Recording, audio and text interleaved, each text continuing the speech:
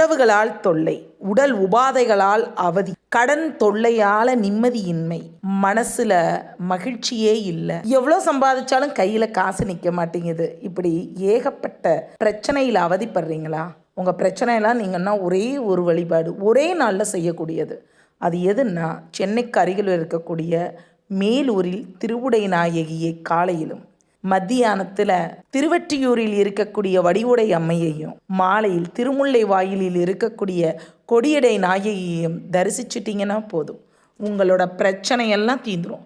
பௌர்ணமியில் தரிசிப்பது சிறந்தது. எனினும் நீங்கள் பிறந்த தேதி ஆங்கிலமோ தமிழோ, நீங்கள் பிறந்த நாள், அதாவது அந்த கிழமை, உங்களுடைய நட்சத்திரம், இந்த மாதிரி ஏதாவது ஒன்றை தேர்ந்தெடுத்து குறைந்தபட்சம் ஒவ்வொரு திருத்தலத்திலும் 1 மணி நேரமாவது செலவிட்டு இறைவியை நினைத்து உங்கள் பிரார்த்தனையை சொல்லி வந்தீங்கன்னா கண்டிப்பாக அது நிறைவேறும். இது அனுபவத்தில் கண்ட உண்மை.